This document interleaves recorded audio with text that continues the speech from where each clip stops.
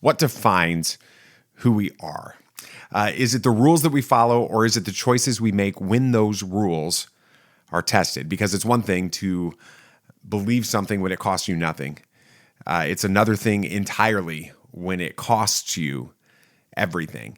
And Star Wars has always been about those moments when identity collides with compassion, when a Jedi chooses attachment, when a son chooses redemption, when a soldier lays down their weapons. And in The Mandalorian Season 1, that question becomes deeply personal. We have a lone bounty hunter. He's shaped by creed and survival, and he's given a job. It's simple. It's clean. It's professional. Until it isn't. Because this time, the target is a child. And in choosing what to do next, Din Djarin doesn't just change his path. He begins something that will ripple all the way into The Mandalorian and Grogu this May. This is where the Mandoverse really begins. It's not with a battle. It's with a choice. Welcome to Tatooine Sons, a Star Wars podcast. We believe that pop culture is modern mythology, that there is a story, it is written on our souls, and that these myths speak to that story. And that's why we're on our own hero's journey leading toward the release of The Mandalorian and Grogu on May 22nd. And in this episode, we're going back to the origin story of the Mandoverse, The Mandalorian Season 1. And as always, of course, I'm joined by Samuel the Hutt and BB Nate. But before we get to that, please take a moment to like and subscribe and turn on notifications so you don't miss any of our discussions that go so much deeper than canon Easter eggs and potential spoilers and rumors and crazy theories sure to go wrong. Our hope is to look back at The Mandalorian and see the deeper myth that is being explored.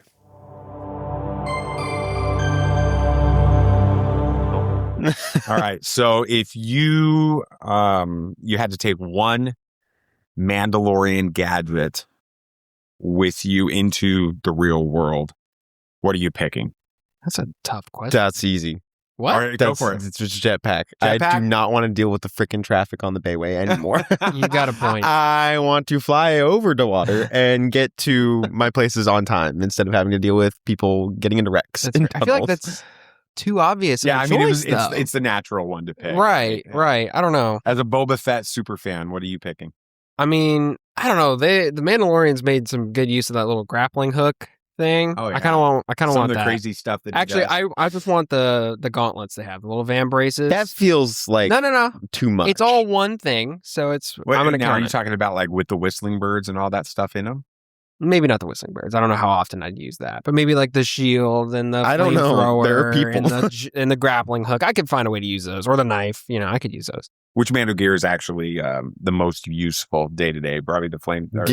Flamethrower. Yeah, the flamethrower. Yeah, I could see that. yeah. Definitely. I have sat on our back patio during the mosquito infestation during the summer. The And wished flamethrower. I had a flamethrower, Yeah. so I guess that would. So That's a good point. that's cool. So it's hard to believe it's been 7 years It's been 7 years since Mando. Mandalorian. It'll be 27. It was 2019. No way. November of 2019. So we're just a few months away from it having been 7 years since that big moment. Now, I got spoiled on Baby Yoda earlier in the day. That's right. I remember you mentioning that. Yeah. Afterwards, I told you Mhm. that I had seen pictures of Baby Yoda. I had no idea what the context was. But what was your reaction to seeing Grogu that very first time at the end of episode 1 of Mandalorian? And you're asking me to remember something 7 years ago. I can barely remember what I had for breakfast yesterday. I mean, I was definitely surprised. I don't think anyone could have predicted that happening. Especially, I mean, there have been 2 instances of us seeing Yoda's species, and it was Yaddle and Yoda at this point. We thought that was it, and now there's a little kid, and that opens up a whole other can of worms in terms of questions and stuff. So it definitely changed the way you look at Star Wars a little bit. Like there's more going on behind the scenes that you don't quite realize. What about So- you? Do you remember at all what your reaction was? I remember that I was definitely surprised. I just remember in general enjoying the episode and more curious what was coming next week instead of just I remember myself not being like Grogu's really cool. Well, he wasn't Grogu. Baby Yoda at the time Everybody was calling was him Baby really Yoda cool. immediately. Yeah. But I kind of wanted to see where the show was going to go with that more than anything else. I was more curious about that. And then I rewatched the episode so many times for the next week. I remember that we moved into that house and like the first thing was we got to get our TV set up so that we made sure we could watch Mandalorian that night. That's and then you somehow still got spoiled. No, it wasn't actually. We had been in that house. What this was we got a new TV. We drove to Best Buy. That's right. Got a 70-inch 4K TV, and I couldn't fit it in the car, in the back of the Kia. So we had the back of the Kia open, and we had to take everything out of the box and put the TV in the back of that. And I think you were holding down the TV while we drove all the way to basically almost Monument. Yeah. To do that. That was a lot of fun. And so we could watch it in 4K. That was cool. It was worth it too. It was. If there was one episode from season 1 of The Mandalorian that you would go back and watch, which would you pick? Gonna be real. Don't know. I've only watched the season 1 twice, and it's been a long time. I was hoping to rewatch it and school, everything. Girlfriend. So, what about you, Sam? While he's thinking about it. I mean, I just rewatched the whole series fairly recently. There's something about, I don't know, the first and the last episode, there's just something about them. I mean, the first one, it really showed us something completely different that we'd never seen in Star Wars. I mean, that opening scene alone immediately told you were in for something totally different, right? From the soundtrack to the action to the character, it was perfect. You were in a Western, but it wasn't a Western. It was perfect, right? And then you have the ending with Grogu, and that was mind-blowing, right? And the fight with IG-11 before. But that's in the last episode. Yeah. Oh, yeah. Okay. And that was also huge, too. But you also had just super cool moments in that one where he picks up the E-Wed blaster and is just holding it, or he jumps and he, like, blows up the TIE fighter after, just learning how to use the jetpack and stuff. So both of those episodes, not only did they have big revelations, but there were just some really, really cool moments in there too. And you had him removing the helmet for the first time in the last one. I would probably go with the finale, I think. Cool. Yeah, the finale was amazing, especially with IG-11. I'm a big droid person, so IG-11's story in the first season was awesome to me. And the Darksaber reveal was crazy. I remember being very shocked by that and very ready for season 2. And then we had to wait like 2 years or something like that. Was it 2 years? It felt like forever. It did feel like forever with it. I would say that when I think back on season 1, the one episode that always stands out to me is Sanctuary. It's episode 4, which is one of the most low-key episodes. That's the one where they go to the planet after he leaves. Oh, I mean, you just had this massive climax of the sin. Yeah, where he betrays the bounty hunter guild. He goes back and gets Grogu from the client, and they leave. And it was just this huge moment. And then they choose to go to this really quiet episode with the farmers, right? But it felt like Kurosawa. Seven Samurai, that kind of stuff, yeah. To it, like you're going to this village, you're helping these people. He's with save themselves from this oppressive group, right? Which reminds me a lot of like Star Wars Visions, the Ronin episode, yeah, and all of that. I mean, there's a lot of similarities, and I absolutely love that episode.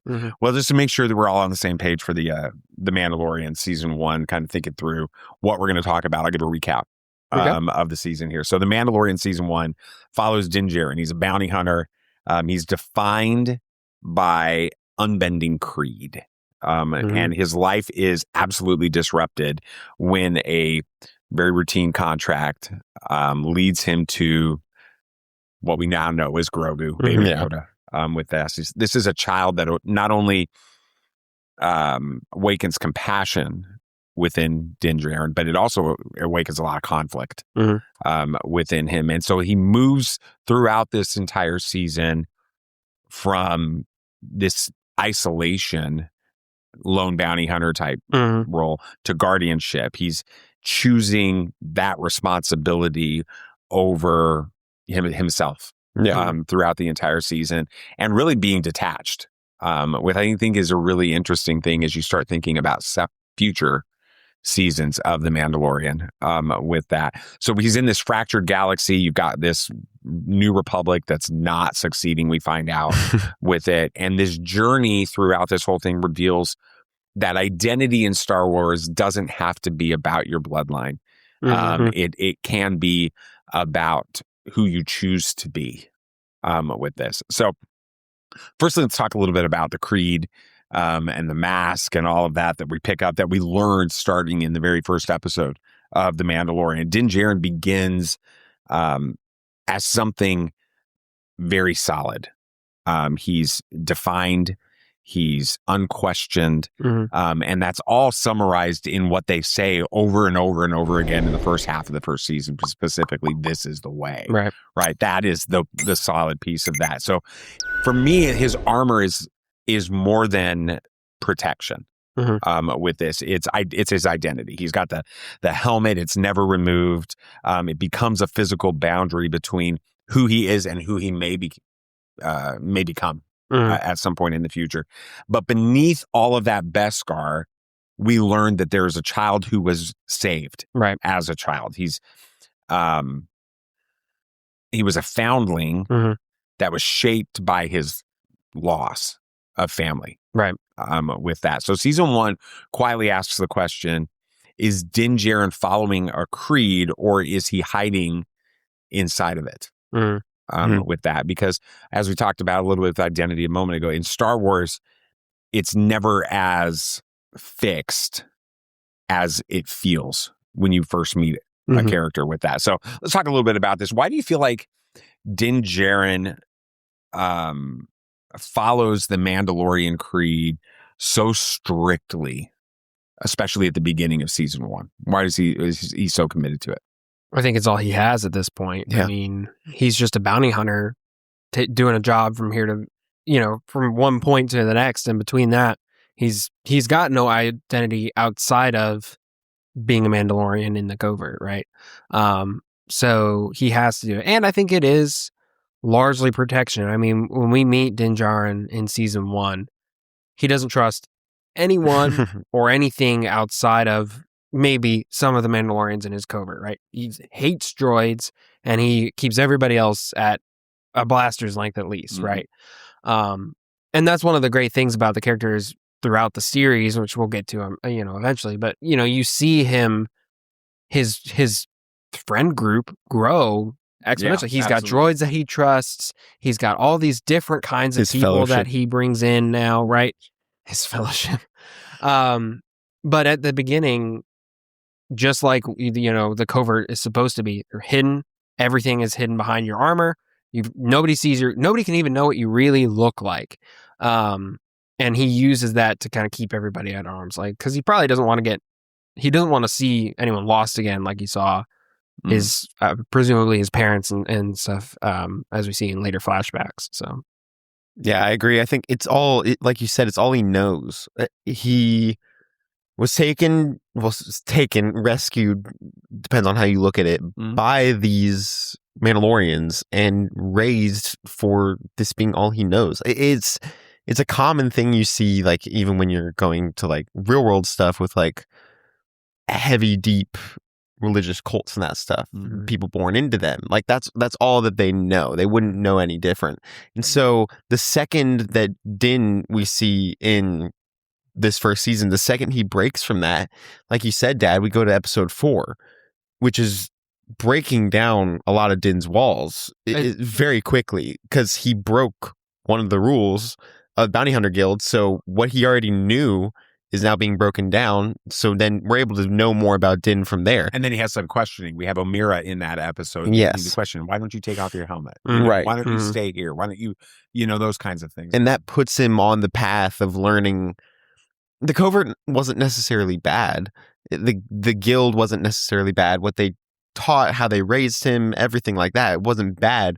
But we're seeing Din learn more about how to live his own life and not live a life for the Mandalorian Guild and all of that. So how do you feel like Din's identity as a foundling shapes the way he sees himself and others early on in this season? I think that he sees himself as nothing without the Mandalorian creed as a foundling. Children of the Watch. That's how he sees everything. And I think it even goes to, he immediately thought of that with Grogu. he immediately, like we see, Grogu was trying to become his foundling. Like that's something that we've research more and discover more later in the series. So it's important to him, it's vital to him, and it feels like something that he feels committed to, devoted to, for sure. Does being a foundling make his identity stronger, or does it make it more fragile? I don't think it does either. Really, I think it's more. It's just who he is. It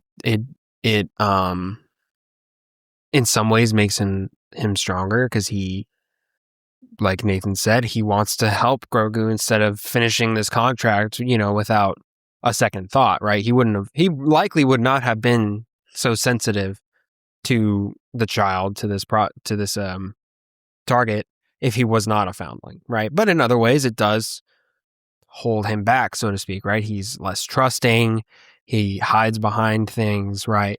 He keeps everything at an arm's length. So I think it just makes him who he is in a way. Do you think Din is choosing his identity or just inheriting it because of growing up a family with the Children of the Watch? I think he's inheriting it. I think that's the whole purpose of the show. For later seasons, we see him grow out of the Mandalorian covert, away from it. And that's set on a path by Grogu, by this catalyst event that sets him away from this Mandalorian covert. He still respects and appreciates them, but he finds his own identity outside of all of that, which is, I think, a major purpose of his character arc throughout the show.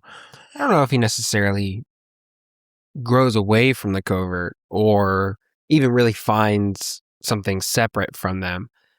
I think he just finds a better way to function within it. I mean, the whole beginning of season 3 is all about him trying to get back within good graces of the covert. So he very much still follows the way. He still, is a part of the covert. He leads the covert back to Mandalore later. Like, he's still very much a part of the covert. I think he just learns how to be more confident in himself in a way. Yeah. I mean, he's obviously, when we meet him in the beginning of season 1, he's already a highly accomplished bounty hunter, no doubt about it. But he ends up becoming an even stronger bounty hunter because of, it all boils down to trust. His character arc is just developing trust in everyone around him. And through gaining trust in everybody around him, he becomes a even better bounty hunter and, leader to these, a sort of leader to these Mandalorians later down the line. How do you feel like the rule that the Children of the Watch have, which was a new thing in Star Wars when we start seeing this episode, I don't even remember if it's in the first episode necessarily, but we learned it very quickly in this, the rule to never remove the helmet with it. Do you feel like that is designed to create a stronger identity among all as a Mandalorian, right? Everyone looks very similar because of that, right? They all wear those helmets. They all have that Mandalorian helmet, that Beskar, and you'd only see them from that perspective. So it becomes a group identity, or do you feel like that actually creates isolation for these people because no one ever knows or sees who you truly are with that? I think I'm taking a very non-committal stance on a lot of these points, but I think it's a little bit of both. And my reason for that is if Mandalorians weren't able to customize their armor like you see so many very different looks within the series, I would say it's to kind of isolate everyone and keep everyone the same. I mean, going back to what Nathan said, that's a very, real world cultish tactic. Absolutely. But each of the Mandalorians is able to change the way their armor looks to personalize it for themselves, right? To give them an identity. So in a way, I think it just gives them a second skin in a way. Everyone, you know who you're talking to when you look at them because everyone looks a little different, right? They've got a different paint job, different helmet style, different armor, whatever, right? But I think it's also because as a society, as a culture, right, the Mandalorians were hurt. They were destroyed, right? So I think that they believe, this Children of the Watch believes, the only way that they can truly be safe from going forward is have just a little bit of a safety net behind them, which I think is that keeping your true self hidden from everybody. But there's still that shared experience with everyone.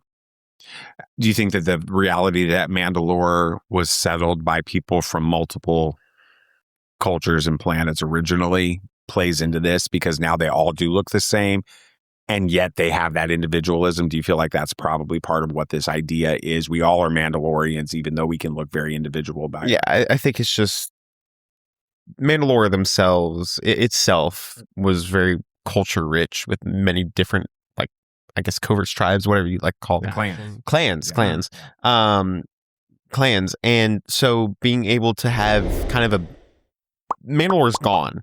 There's not many options when it comes to being Mandalorian anymore at this point in the series. So having that melting pot of just everybody together, I also think that the whole not removing the helmet thing comes from a sense of protection for the clan, for the covert.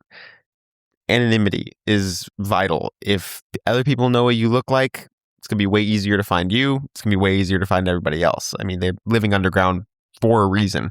So I think it leads itself to just being more of we're in this situation all together. Let's just make the best with it as we can.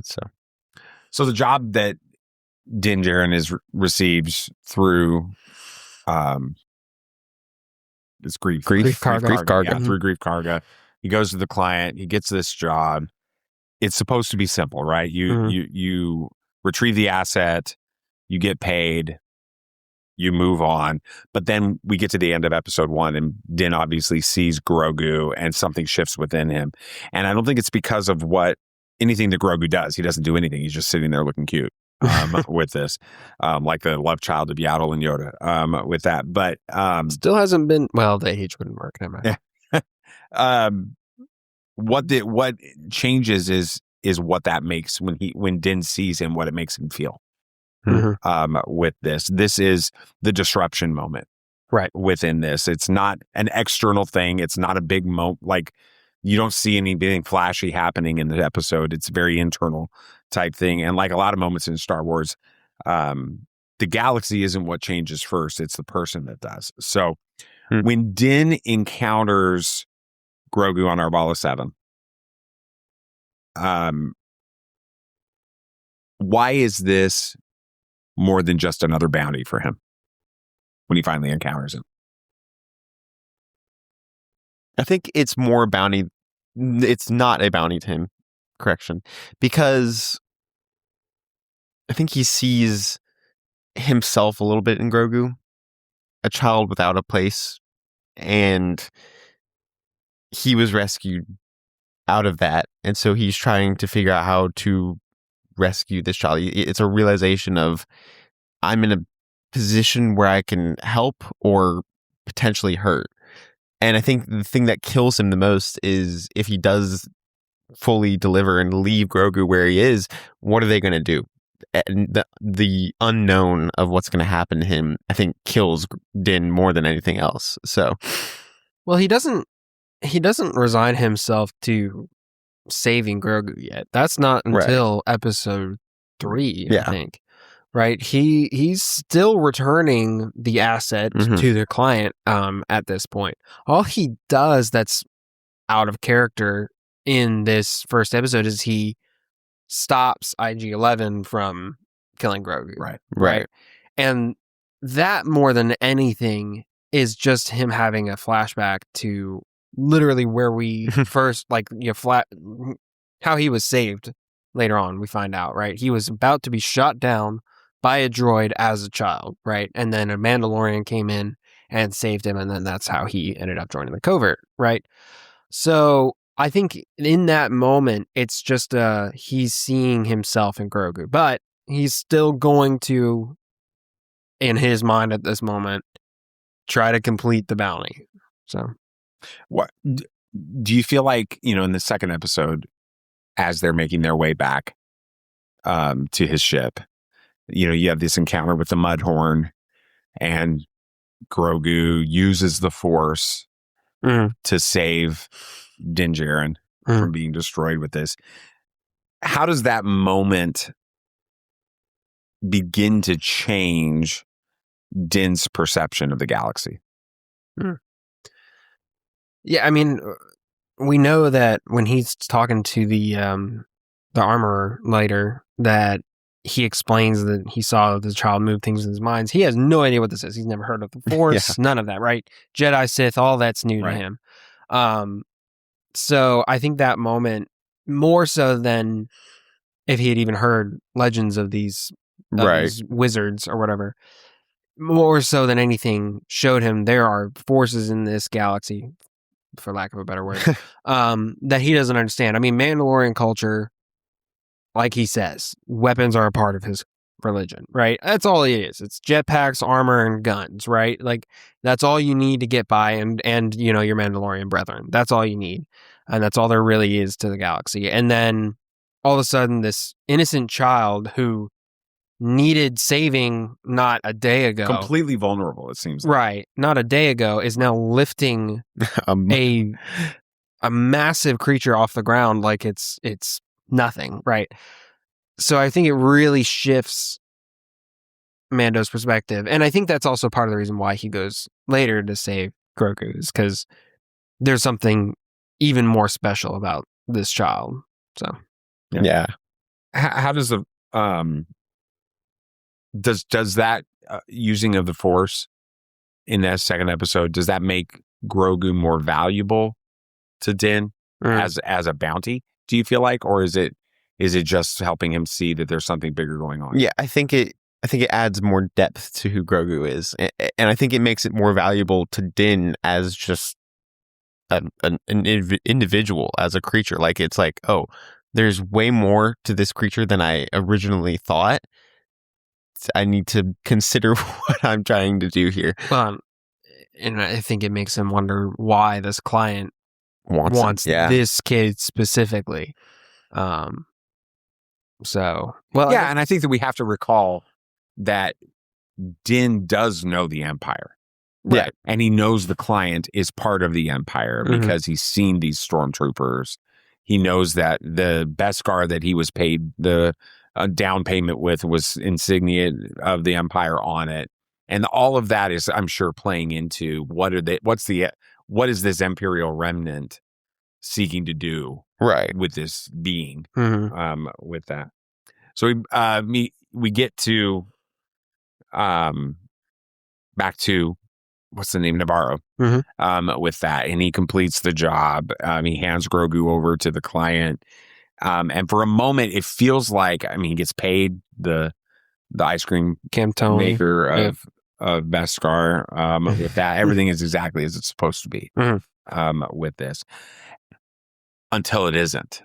With this, some choices don't sit quietly with us, and they echo long after this. And so Din, whether or not it's because he sees himself in this vulnerable foundling with it or whatever, he goes back and he gets Grogu, and he breaks the code that defines him. And I think that it's important for us to think about the fact he's got two codes that he's applying to his life. You've got the Children of the Watch, the Mandalorian Creed, but you've also got the Bounty Hunter Code with this.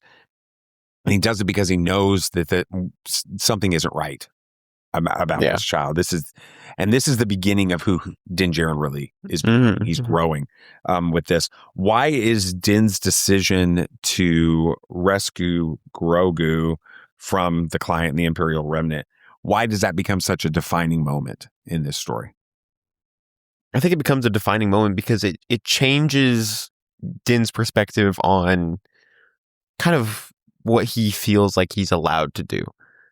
He's lived his life in these rules and these codes and these boxes, and the second that he just breaks it, we start to see him change. We start to see him come to be a semi-different person, and we learn that there's more to Din Djarin than just the codes that he lives by. there's somebody under that mask. There's somebody actually carrying under there. So we start to see that in episode 3 when he does save Grogu. Yeah. What does the choice cost him in terms of his place with the Bounty Hunters Guild? Well, I mean, he loses his place, right? He's exiled from it. And I think really what it boils down to is it's a question of loyalty. Where does his loyalty lie? To a person or to these groups that he's a part of, right? I mean, we first see him betray the Bounty Hunters Guild, which arguably he cared about the least between the two. Let's just be real, right? It was a means to a living at that point, right? So he went against the guild just to save Grogu, and then later he goes against the guild again to save Grogu, where he I think in the second season he removes his helmet in front of people. He goes against the Children of the Watch. Right. That's what I meant. Yeah, the covert.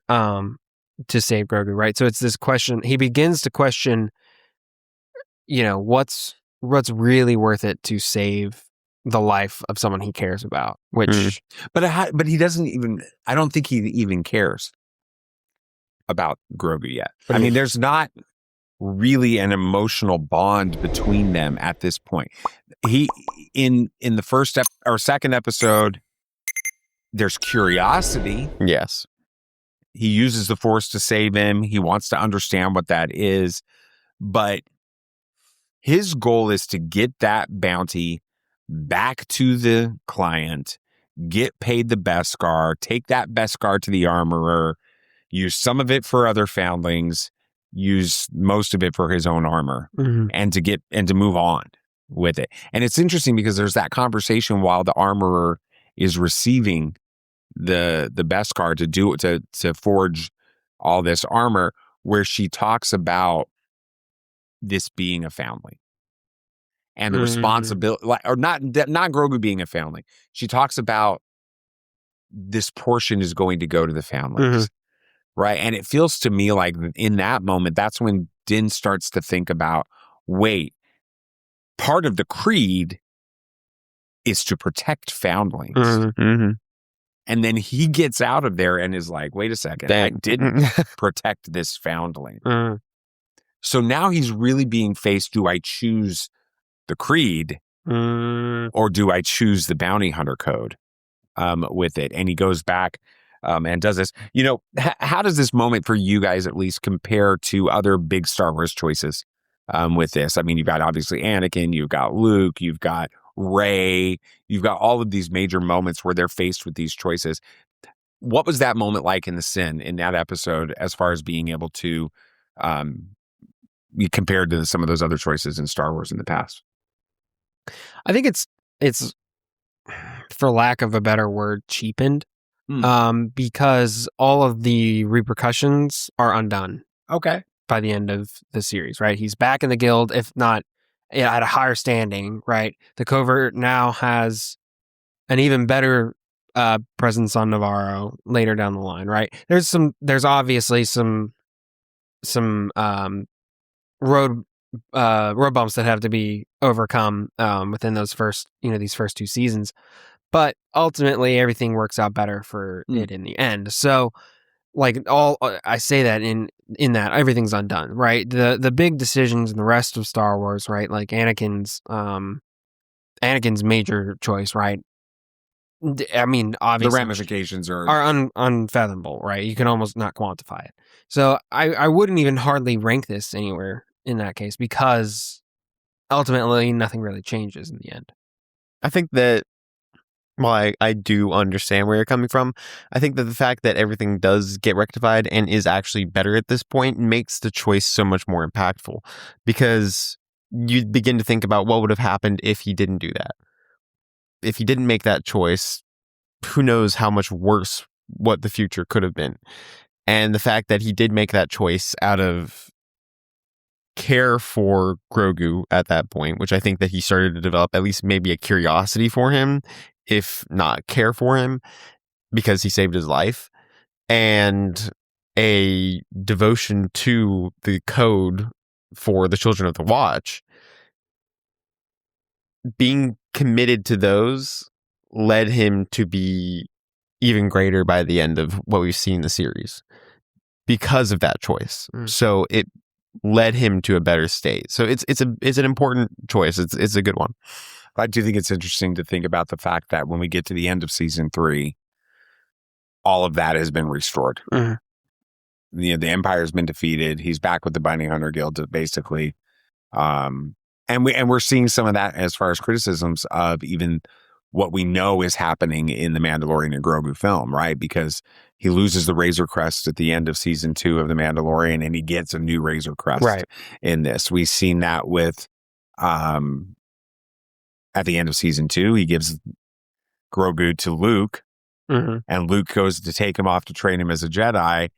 And if you don't watch the Book of Boba Fett, you get back and you're like, wait a second. He's back. He's back with Mando again. And so, there is this element where it feels like it's like the repercussions or the ramifications of some of these moments are just getting reversed with that. And so I understand where you're coming on it. He leaves there after the Sin episode and he goes to the frontier, right? And so he goes to Sorgan, which is, like I said earlier, my favorite episode of this season. He goes to Tatooine, which obviously we love that with this. He goes on the prison ship where he has to break out the Twi'lek on that. And each stop in this season really does feel like a test.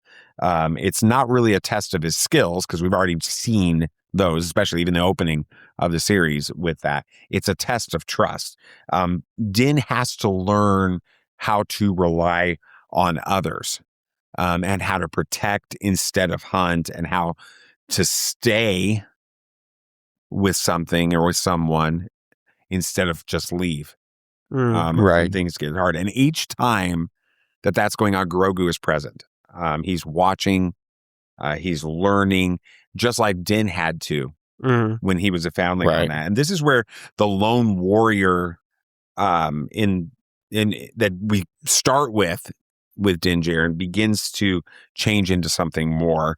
And I think that we're going to really see that continue into the Mandalorian and Grogu with that. How did Din's experiences on these other planets like Sorgan and Tatooine and on the prison ship and those types of things, how does that begin to reshape his identity even further? I think, like you said, it does go into trust. I mean, on the prison ship, he has to work with a crew. Yeah, a crew of his former allies and that he betrayed. Right. And they're out to get him. They betray him. Yeah. They betray him at the end. Yeah. So it does come into trust and still trusting despite betrayal, even through that. And like you said, I think also we're put into kind of Grogu's shoes while watching this series, because we're also watching Din go through all of this as Grogu is going through all of this and watching Din deal with this and learning more and more of who Din's character is throughout this.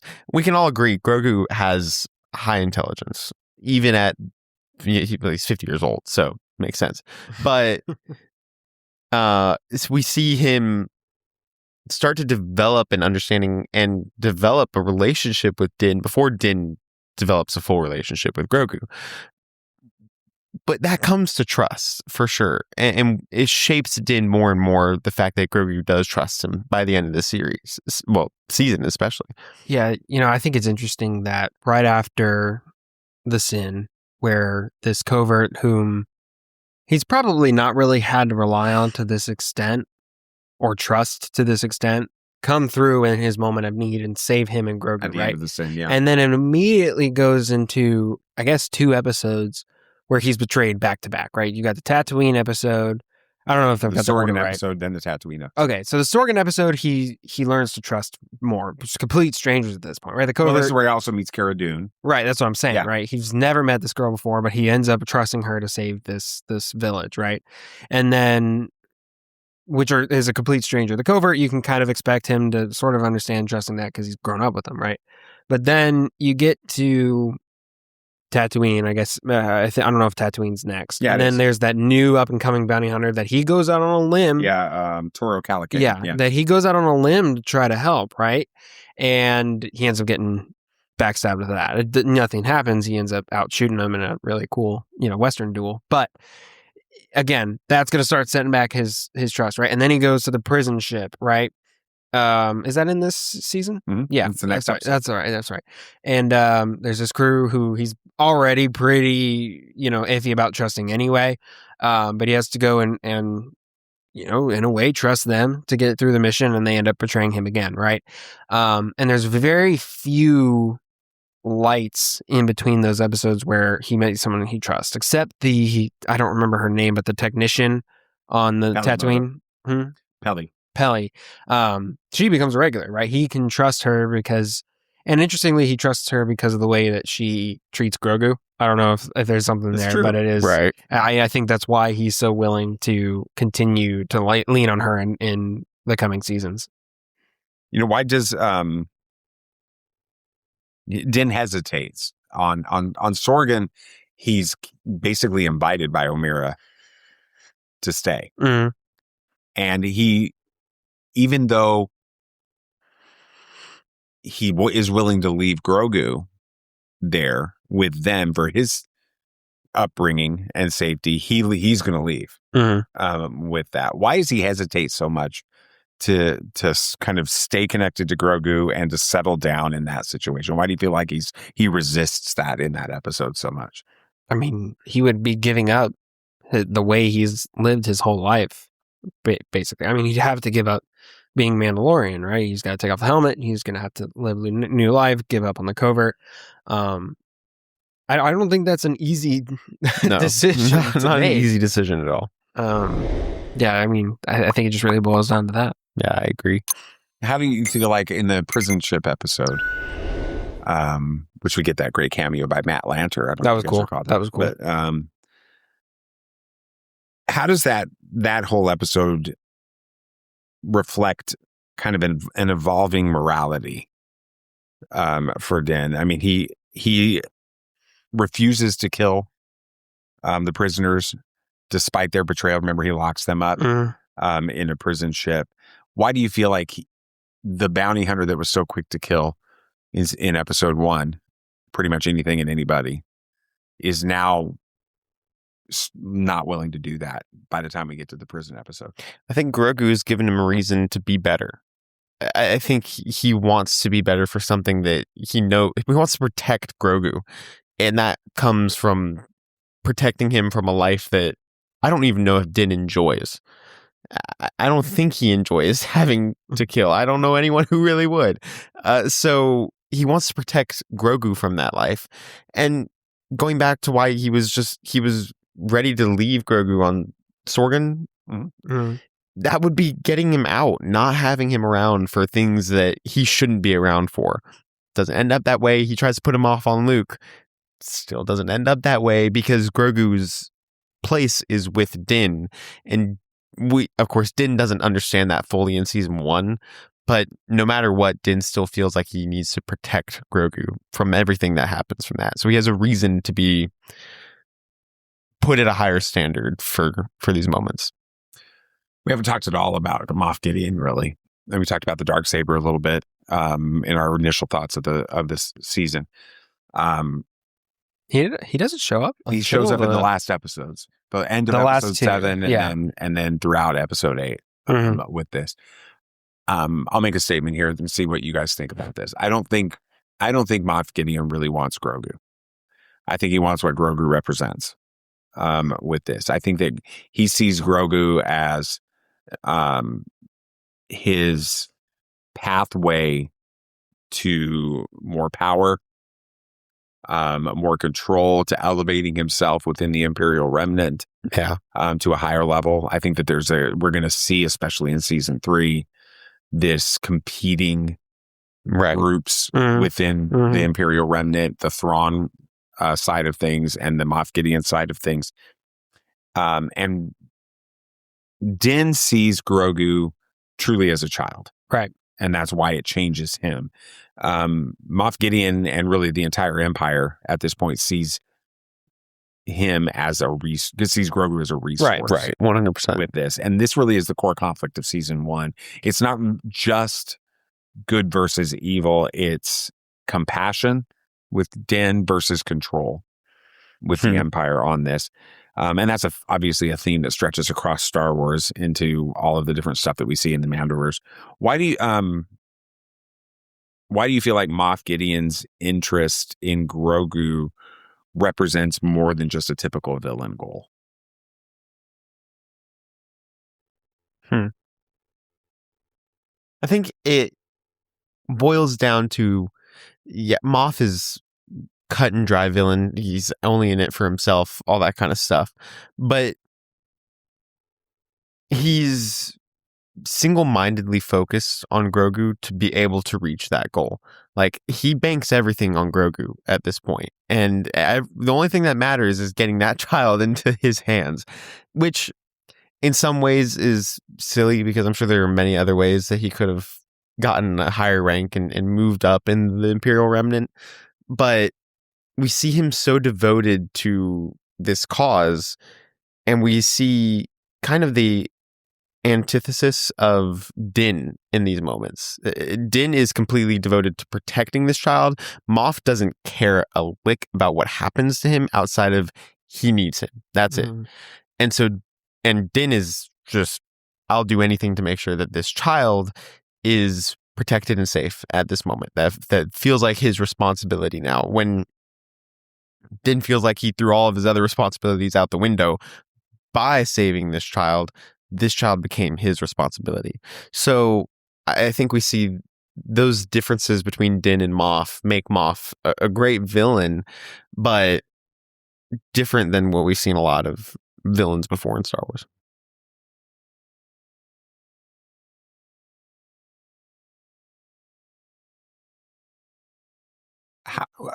Up until this point in season 1,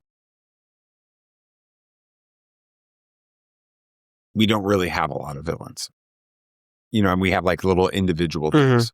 The Raiders on Freak of the Week kind of thing. The villain of the week type situation. How does Gideon's arrival? I mean, even the client feels that way. He's just almost a MacGuffin to get to Grogu, right? But then when Gideon shows up at the end of episode 7, in that TIE fighter with all of those stormtroopers and all of that shifts things. On the why, what does the arrival of Gideon reveal about what's happening in the galaxy at this point in Star Wars? Well, I mean, I think that his arrival really does show that the Empire is not as gone as everyone thought, right? I mean, a lot of this show, I feel like, has taken steps to show kind of why the First Order was able to show up in Episode 7, right? The New Republic are buffoons, basically. They're barely keeping together with what they've got, let alone paying attention to these actual threats happening, right? And so now all of a sudden there's way more of an Imperial presence than we thought, right? And this guy shows up, and he's not just another Imperial officer, right? This guy, he shows up and he knows everything about everyone that's stuck in that bar, right? He's calling out, who Cara Dune is and the people she's lost. He knows about Din Djarin somehow, right? He's talking about Grief Karga, right? He not only is he dangerous in terms of force, but he's dangerous in terms of knowledge, right? And at a time in the galaxy that we resume, or we are in this show, it seems like knowledge is highly powerful, right? I mean, sure, if one group's bigger than the other, they're going to probably be able to fight. But it's such a tumultuous time in the galaxy. Being able to have a leg up on your opponent through any means necessary feels more weighty. And I think that the way they introduce Moff Gideon really shows that the Empire is not something that is gone. It still needs to be dealt with a bit. Yeah, I agree. When is Moff Gideon pursuing Grogu in order to accomplish what we later find out is the Empire's ultimate goal, the Emperor's ultimate goal of cloning and creating a body for him? Or is this is he really just pursuing his own goals, which we see at the end of season 3, where he's cloning his own creating an own army, a clone army of himself. With that, what do you think? Do we know where do we know where he's at this point? Well, I do think we know where he's at. I think Moff Gideon is one of those that has a long-term goal and definitely is already planning on that. But at this point, it's hard to understand if he's really doing it for himself or if he is doing it for the Emperor. I'd like to say that at this point we see him kind of doing it to get higher up in the ranks, to be in good graces with the Emperor at this point, for a new body. But it wouldn't surprise me if Moff is just already in it for himself at this point. I think at this point, he's really truly doing this for, what do they call the project? It's got some Necromancer. Project Necromancer. I really do think he's doing it just to try to bring the Emperor back at this point. And then when we get to see him in season 3 and he keeps getting clobbered by this same group of Mandalorians over and over again, I think he's had it. And he's like, I'm done. I don't care about Project Necromancer anymore. I don't care about all this other stuff. I want to take the Mandalorians down. I want to reclaim Mandalore for the Empire, right? By any means necessary. So he's so full of himself at this point that I think his goals then shift from helping the Emperor to helping himself. Yeah. I want to go back to something that you brought up earlier, Sam, about the idea of this community or this tribe that is being developed throughout this season with Cara and Grief and all of that. He doesn't do this alone. By the end of this, he's got Queel throughout, which we haven't really talked about that at all. He's a great character. You guys mentioned IG-11 and how he comes back in the final episodes with it. Each one, Cara, Grief, obviously. Each one of these characters changes Din Djarin. Mm-hmm. They help him. They challenge the way he thinks about survival and how survival requires isolation to make it. And then you have IG-11 at the end with his final act, which is obviously so sad, amazing. And a droid once built to kill, which is everything that Din thinks of when he thinks of droids, right? With it choosing to protect them with this, which goes back to this found family concept that is so prevalent throughout all of Star Wars. It's like a common thing. Vital. Yeah. Pretty much everything with it. Star Wars isn't about the family you're born into. It's the family that you choose with this. So how do characters like Cara Dune and Queel influence Din's transformation throughout season 1? I think it's pieces of him that he wants to see. Like, I think we see different parts of all these people that he learns from and grows from, and is like, I kind of want to be that a little more. I kind of want to be that a little more. Instead of who he was, he's trying to find out who he wants to be, because his identity can be his own at this point now. He has that choice. He has that choice because he already made a big choice earlier on in the thing. Why not make another one? So we see him fearing out from all these people, and then IG-11 represents that what he may know might not be the gospel truth right there. He thought droids are just meant to kill. They're evil. Like, nothing good can come from droids. And then the last person he thought to save him from that would be IG-11 ends up being IG-11. So his thoughts on who an enemy could be kind of gets shattered at that point. So his guard and who he is torn down. And then he learns from all these people what he could be. And we see that way more in season 2. And of course, we see that a lot more in season 3. I'm sure we'll see more of it in Mandalorian and Grogu. It always happens. But I think that we start to see the seeds of that place in this season. Din,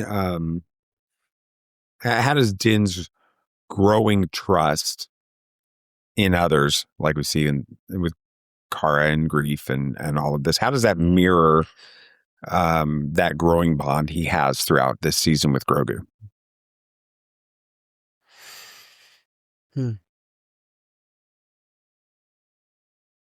Yeah, I'm not sure really. I mean, I don't see much. I think it's just a less direct connection in that he's opening up more in every way. Becoming more vulnerable, which it goes against what he's grown up in. He's lived his whole life encased in a suit of armor. So being vulnerable physically and emotionally is tricky for him. And now he's seeing people like Cara Dune, this random chick that he met on a backwater planet, come to his hour of need when he needs it. A droid who he killed and was designed to kill, coming back and saving him. Grief Karga, a man he Absolutely betrayed, yeah. Coming back and helping him again, right? Right. So all of these things, I think, just compound to almost tell Din that it's okay. You can trust people again. Let down your wall. Your wall, right? And I think that's ultimately manifested in Grogu and in his relationship with Grogu. Hey, what do you think is what's the symbolism in the fact that the only time that we see Din Djarin remove his helmet the entire first season of The Mandalorian is to remove it to a droid? Jeez, I think it's very much showing that we're seeing a different Din now. Like we're seeing a Din that is going to grow. It's an indication that who he was before is not who we will see later down the line.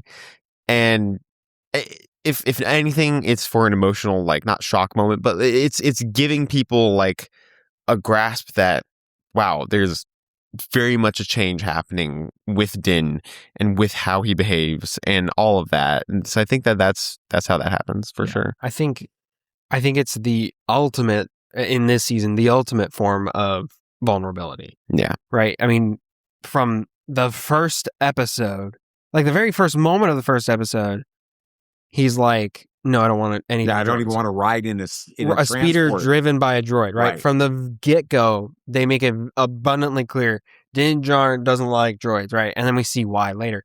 So him doing the thing that he's sworn to never do again to a droid of all things, I mean, the amount of faith and trust that would take on his part is monumental. So that droid can save his life. Right. Yeah. Pretty, it's the ultimate form of trust, which it's interesting too, because I mean, I'm trying to recall Queel's. I know in episode 7, Queel's backstory is fleshed out more, how he used to work for the Empire, with the other Ugnaughts, and he's ashamed of who he was, with that, but also now he's become something better, right? With that, and I think that relationship in season 1 is not discussed enough at how much that impacts Din Djarin's understanding that he doesn't have to remain who he's always been told he has to be. He can be something better. He can be something more. He can redefine himself because he learns Queel does that. Queel believes that Din can do that. With it, he does that with IG-11. Queel transforms IG-11 to be something that it was not designed to be, with that, and then IG-11 saves his life, and Queel gives his life for the child with that. So, we get to the end of this, and really, Din is no longer the same person he was when he started this season. Right. With that, I mean, he's still a Mandalorian. He's still technically keeping the creed because no human has no organic, no living thing, no organic, is the way they describe it. Has seen his face with that, but he's a lot more than that. He's a protector now. He's starting to take on a lot of father aspects with that. He's a guide, and the armorer tasks him in these final episodes with returning Grogu to his kind, which I think is really curious because the armor seems to know about the Force, knows about the Jedi, and then we know that the Children of the Watch seem to be an evolution of Death Watch, which knew Maul and all of that. So there's a lot of transformation on this. It's not really the end of Din's journey. It's the beginning of a kind of a new one. It's really the launch of all of that. One that's going to obviously continue forward in the Mandalorian and Grogu film with this. It's still unfolding a lot. But how does Din's mission to return Grogu to his people suddenly redefine his purpose? I mean, I think he's got a higher, for lack of, I think he's got a higher purpose at this point. I mean, up until then, all he's done is an odd bounty hunting job here and there, right? Get this guy, bring him back, kill him if you have to, make a quick buck, return what you can to the covert, and then do it again tomorrow, right? Now he's got this being of immeasurable wealth and power, as he finds out, right? The Empire was willing to kill anyone that's in their way for this kid. Right. This creature needs him to be able to fulfill his destiny, right? So he's gone from just being a bounty hunter to a protector, and that's a new role for him. Yeah. That we see him embrace in later on, and then obviously he ends up adopting Grogu. But up until that point, he's got a higher mission.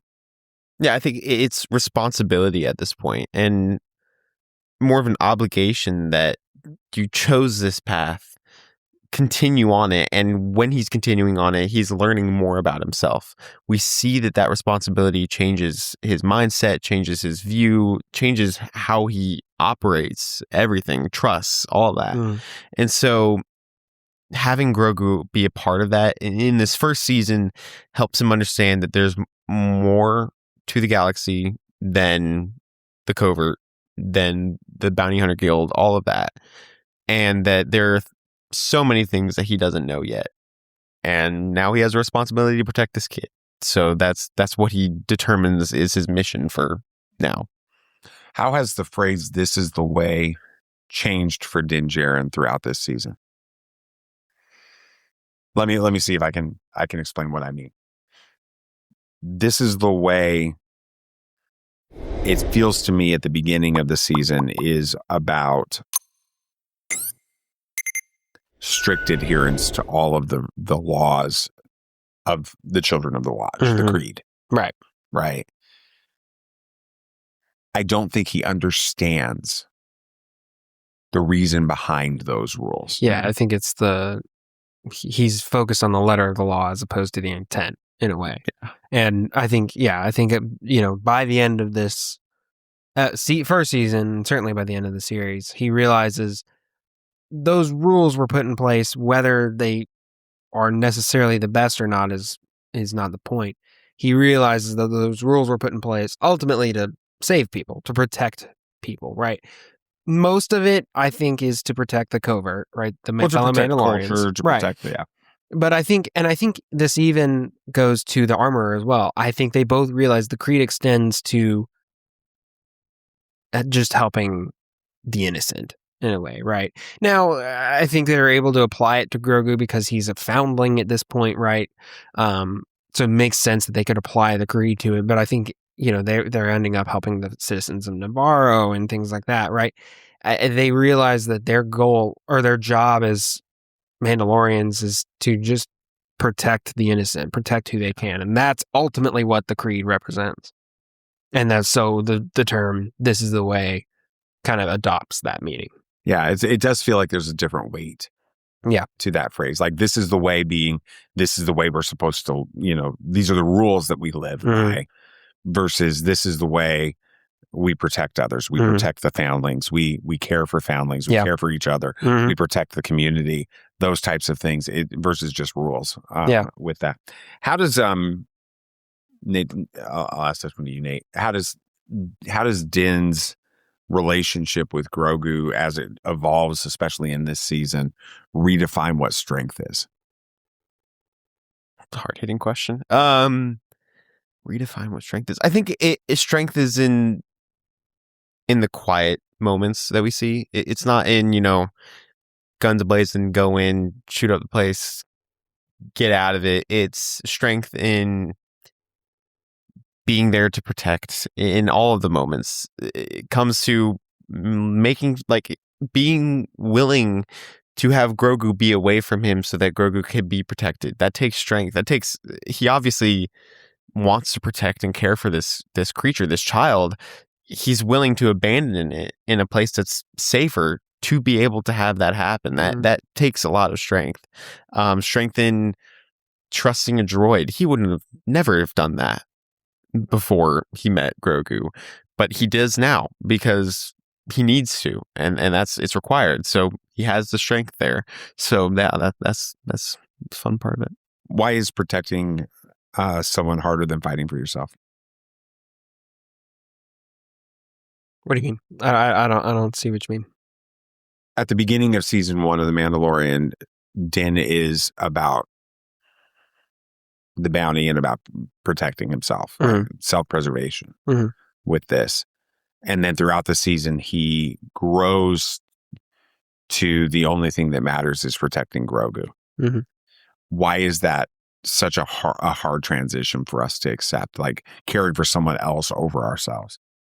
I think everyone's just naturally selfish in a lot of ways. And it's, it's a constant struggle to overcome it. I mean, that comes down to the Jedi code. I mean, it's giving up of yourself to protect others. It's selflessness in every way. Yeah, but the Jedi code struggles with that because the Jedi codes, it so resists any attachment that it becomes, we protect all just because we protect. Right.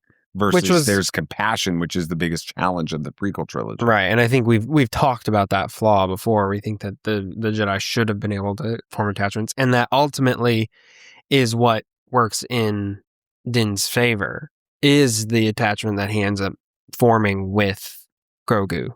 But I think it's just that constant struggle of giving up of yourself for the higher purpose of helping others. Yeah.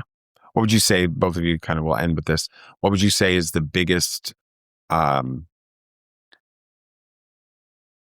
impact season 1 of The Mandalorian will have on The Mandalorian and Grogu? Like, how do you see that impacting that film itself? It's hard because, I mean, there's 2.5 seasons of development for this character between. I right? see what you did. Yeah, you see what I did there. He's not, like I said, so much of what happens in season 1 is either undone or grown upon to a large degree within the following seasons. So it's hard to really pick one thing out of season 1 that's going to directly impact The Mandalorian and Grogu besides things that are just expanded upon in later seasons. If I had to pick, I think it's just, Din Djarin's sense of helping the larger picture in a way, or seeing the larger picture. I mean, while plot details are sparse for Mandalorian and Grogu, he's clearly gotten himself into a bigger situation than we've seen him even previously at this point, right? So I think there's going to be a further development of him realizing that he's a part of something bigger, and so as a result of that, bigger sacrifices will need to follow. Yeah, definitely. Sacrifice is probably going to be a major plot point, I feel like, in Mandalorian and Grogu. Specifically, like if you're looking at season 1, IG-11's sacrifice, I think will not maybe directly play, but at least influence potentially Din in Mandalorian and Grogu. I don't think he's making it out of the movie, I'm going to be honest. Din Djarin? I don't think so. That is a bold claim. I know it's a bold claim, but especially with what they were saying in the trailers, just I don't know. It feels like we're going to get something. And yeah, that would definitely make. They're going to kill Grogu. Is actually they're not killing Grogu. They're not killing Grogu. So I think that sacrifice for others is going to heavily play in The Mandalorian and Grogu. Yeah, because he was willing to sacrifice himself at the end of the first. I think he was willing to blow himself up or something, to take everyone down at the end of the lava tunnel. So yeah, I think you got a point. So what defines who we are? At the beginning of the story, it looks like rules. It's tradition. It's survival. But by the end, it's something else. entirely. It's the moment that we choose someone else over ourselves. That's the moment that we step outside of what's expected and we do what's right. That is the heart of The Mandalorian Season 1, and it's why this story matters so much as we move closer to The Mandalorian and Grogu, because everything that comes next is built on this one choice. It's a lone Mandalorian choosing a child, and in doing so, he's becoming something new. So if you've enjoyed this conversation as much as we had, we'd love for you to be a part of this journey with us. Go ahead, like the video, subscribe to the channel, turn on the notifications so you don't miss what's coming next. We are walking through the entire story together as we lead up to The Mandalorian and Grogu in May. And trust me, you are going to want to be here for it. So may the Force be with you.